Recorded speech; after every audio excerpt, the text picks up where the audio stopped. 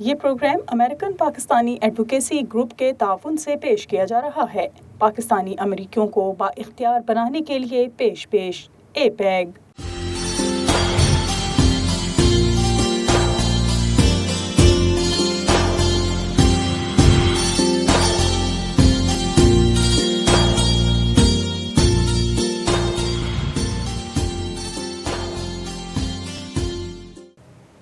اعوذ باللہ من الشیطان الرجیم، بسم اللہ الرحمن الرحیم۔ آپ وائس آف ساؤتھ ایشیا کی رحمت رمضان ٹرانسمیشن دیکھ رہے ہیں اور میں ہوں انیلا فتح۔ محترم ناظرین، اللہ رب العزت کے کرم سے، اللہ رب العزت کے شکر اور عنایات کے ذریعے آج ہم ایک بار پھر بہت پر نور رحمتوں سے بھرپور مہینے ماہ رمضان میں داخل ہو چکے ہیں۔ آج ماہ رمضان کا پہلا روزہ ہے۔ یہ اللہ کا کرم، اللہ کی عنایت ہے کہ اس نے ہمیں پھر اس بابرکت مہینے تک پہنچایا۔ ہم اس کا بہت شکر ادا کرتے ہیں۔ اور چونکہ ہم سب جانتے ہیں کہ ماہ رمضان کا پہلا عشرہ جو ہے عشرۂ رحمت، تو اسی کے تعلق سے آج میری گفتگو کا عنوان ہے، اور گفتگو کا موضوع ہے رحمت الہی۔ اللہ رب العزت کی رحمت بہت وسیع ہے۔ قرآن کریم فرقان حمید میں اللہ رب العزت نے ارشاد فرمایا، لا تقنطوا من رحمت اللہ، میری رحمت سے مایوس نہ ہونا۔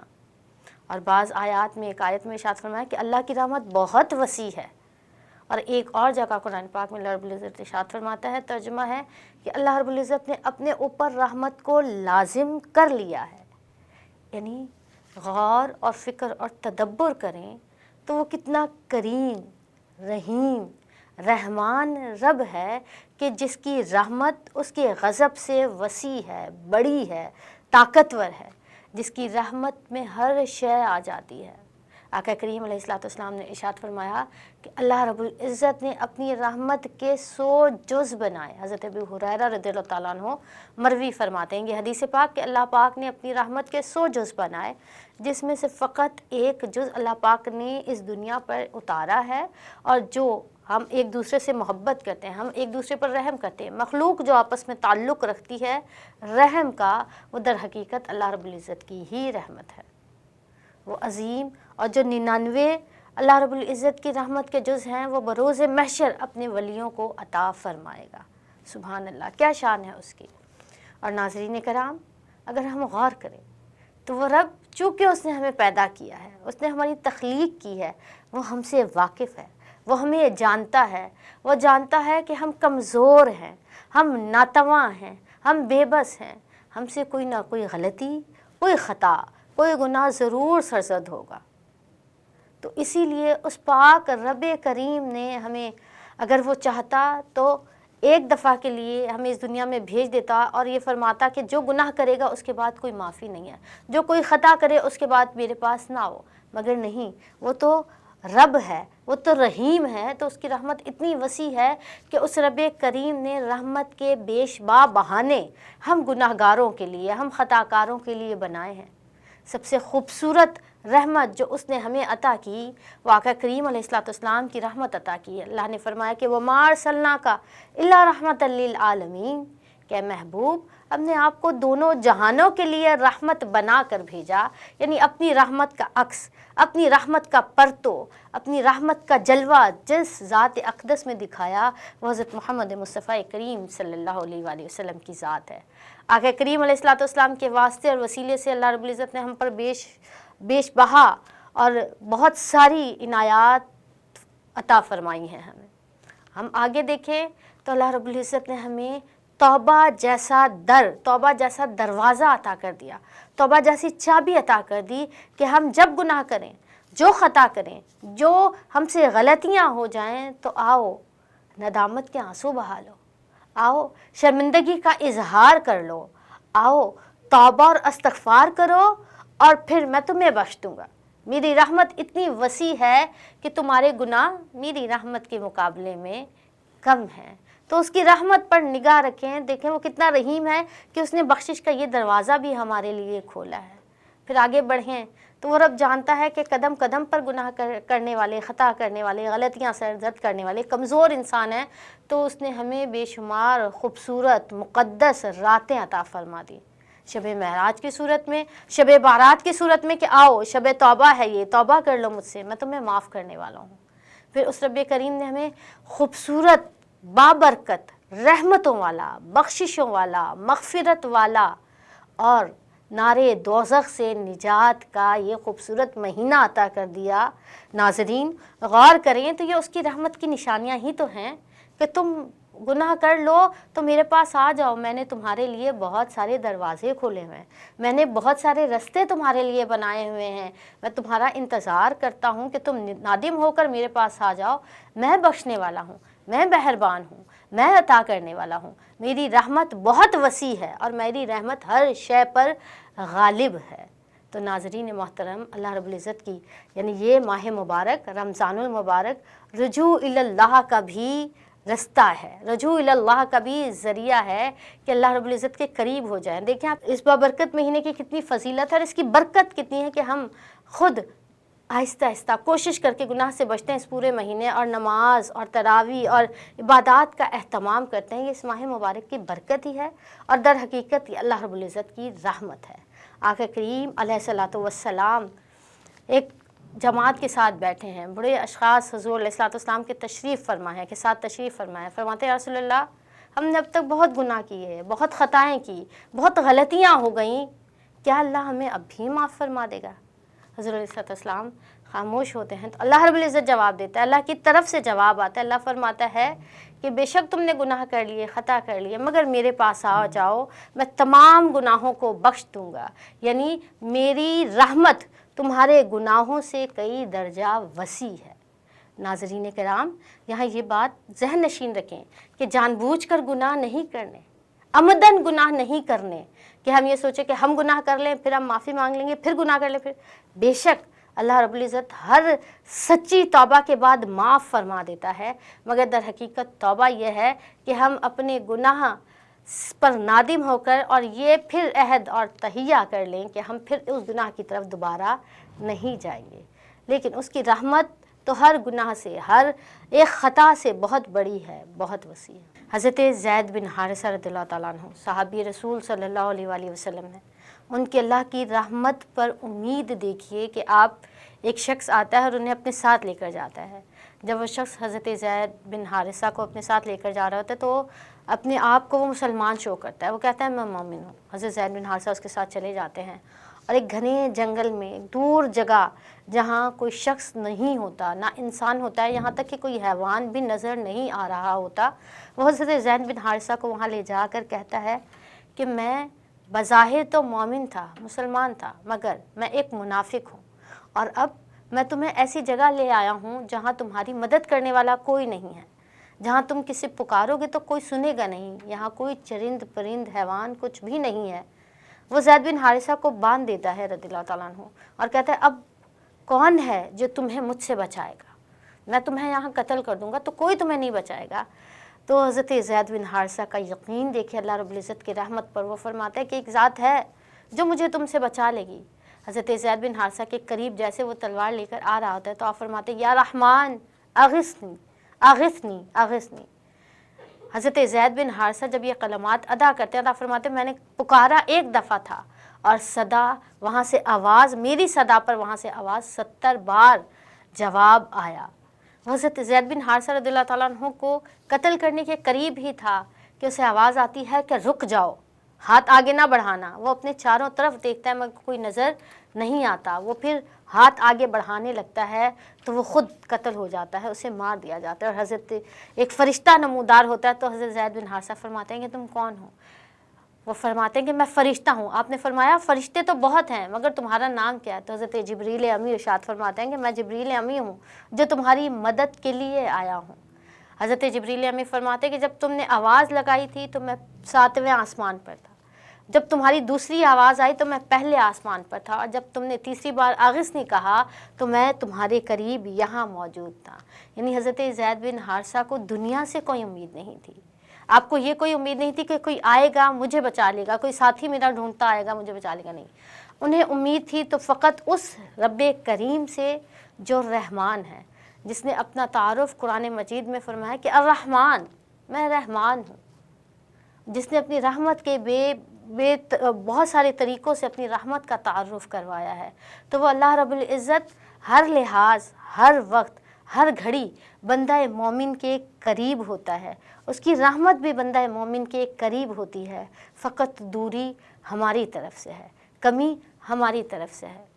حضور نبی کریم علیہ الصلوۃ والسلام ایک راستے سے گزر رہے تھے تو دیکھا خاتون کھانا بنا رہی ہے اور اس کا بچہ آگ کی طرف بار بار پلٹ کر آ رہا ہے. اس خاتون نے، جب بچہ آگ کی طرف آتا ہے، اس خاتون نے پیچھے ہٹایا آگ سے. دوبارہ آیا، اس نے پھر پیچھے کر دیا. تیسری بار آیا تو اس نے اپنے بچے کو اٹھایا اور دور لے جا کر بٹھا دیا، کہا بیٹھو میں کھانا لے کر آتی ہوں.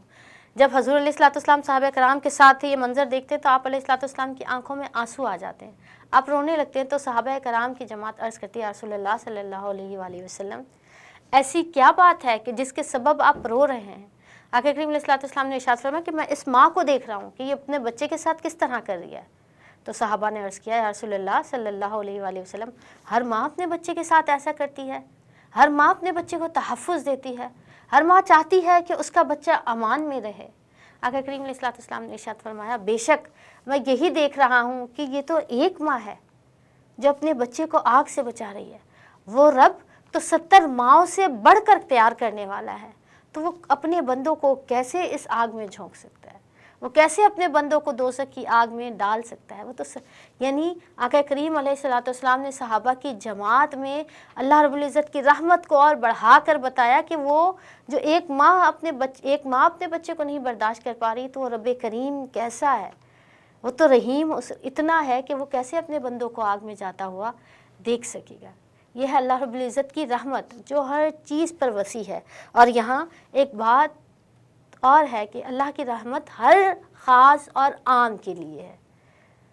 یہاں کافر اور مشرک بھی اللہ رب العزت کی رحمت سے مستفید ہو رہے ہیں. وہ کیسے کہ اگر اللہ ان پر رحمت نہ فرماتا تو پھر انہیں دنیاوی کامیابیاں عطا نہ فرماتا، تو انہیں رزق عطا نہ کرتا، تو انہیں دولت عطا نہ کرتا. اور مومن اور مسلمانوں کے لیے تو رحمت اللہ کی خاص ہے ہی. اور رحمت فقط یہی نہیں، بروز محشر بھی اللہ رب العزت کی رحمت ہر مومن اور مسلمان کے لیے ہوگی. اس کی رحمت کی کوئی کمی نہیں ہے. ایک دیہاتی، ایک سادہ لو انسان آتے ہیں آقا کریم علیہ الصلوۃ والسلام کی بارگاہ میں اور حضور علیہ الصلوۃ والسلام سے سوال کرتے ہیں یا رسول اللہ قیامت کے دن حساب کون لے گا؟ بہت خوبصورت حدیث پاک. فرماتے ہیں کہ عرض کرتے ہیں یا رسول اللہ قیامت کے دن حساب کون لے گا؟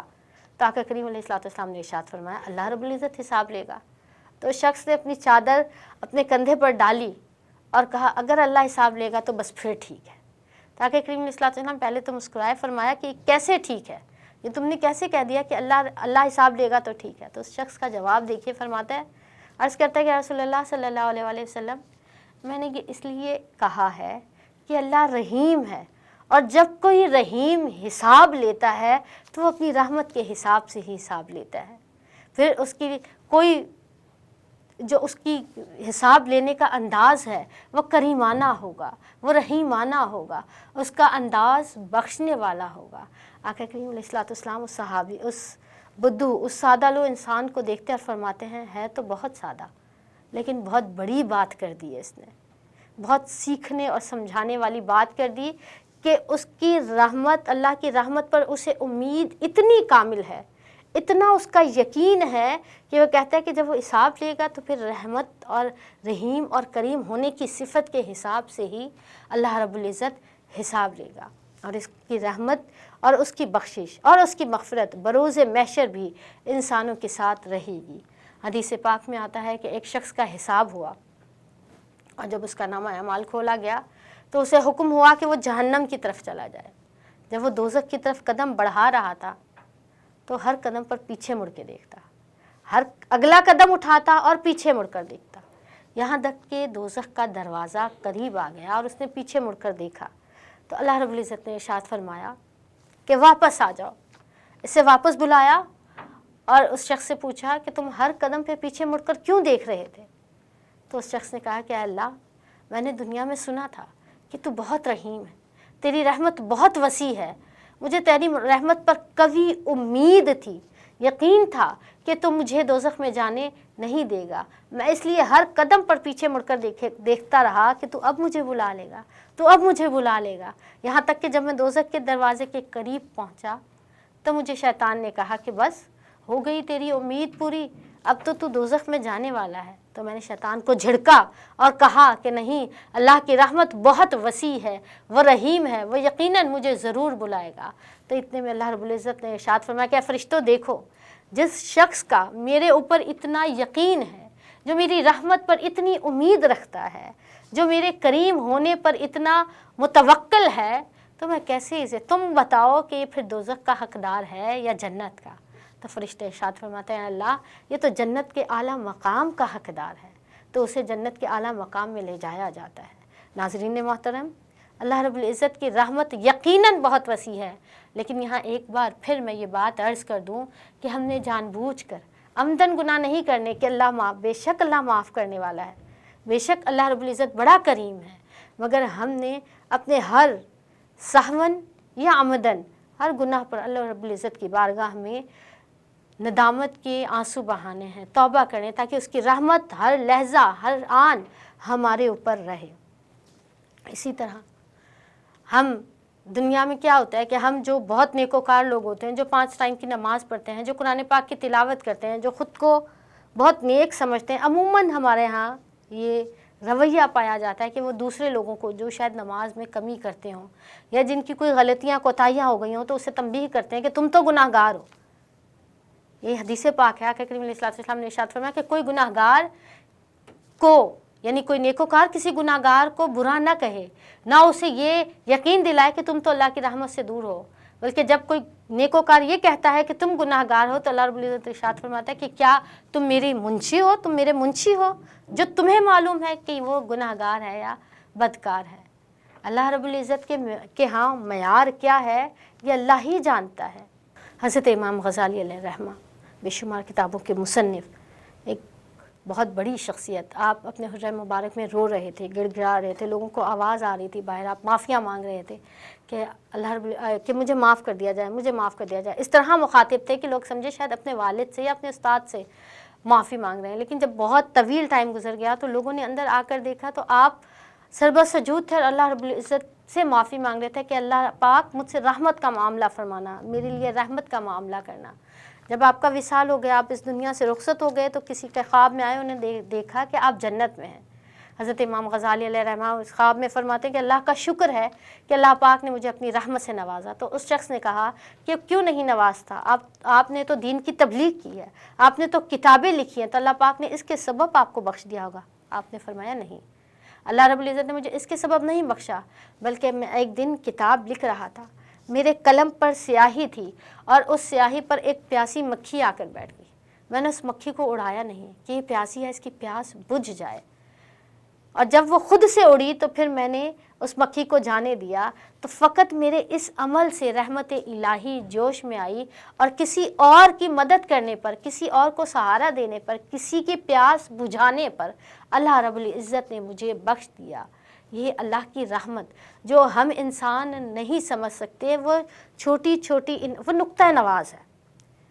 وہ نقطہ نواز ہے۔ ہماری کیا ادا، کب کون سی ادا اسے پسند آ جائے ہم نہیں جانتے، مگر ہم یہ جانتے ہیں کہ وہ رحیم ہے، ہم یہ جانتے ہیں کہ وہ کریم ہے، ہم یہ جانتے ہیں کہ اس نے ہمارے لیے بے شمار راستے ہمیں عطا کر دیے ہیں کہ میرے پاس پلٹ آؤ، میرے پاس آ جاؤ۔ وہ ہر نیا دن، ہر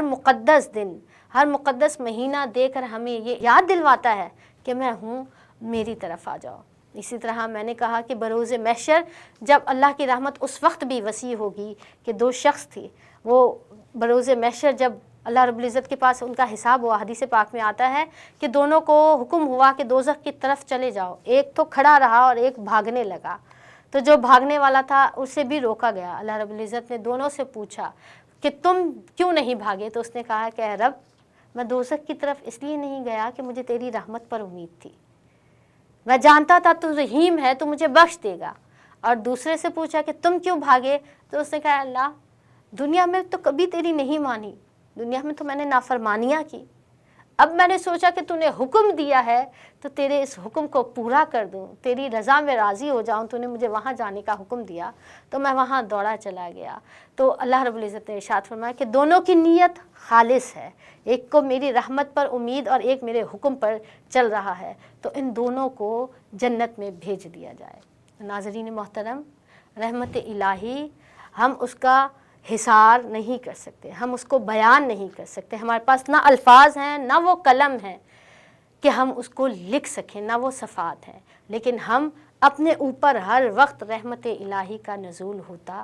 دیکھ رہے ہیں۔ آج کل ہمارے معاشرے میں نا امیدی پھیل رہی ہے اور اللہ کی رحمت سے مایوسی ہو رہی ہے، تو اللہ نے ارشاد فرمایا لا تقنطوا من رحمت اللہ، میری رحمت سے مایوس نہ ہو۔ اللہ کی رحمت بہت وسیع ہے، اللہ کی طرف آئیں اور خاص کر اس پاک بابرکت اور رحمت والے مہینے اور خاص کر رحمت کے عشرے میں اللہ رب العزت کی رحمت کی طرف رجوع کرے۔ وَمَا عَلَيْنَا إِلَّا الْبَلَاغُ۔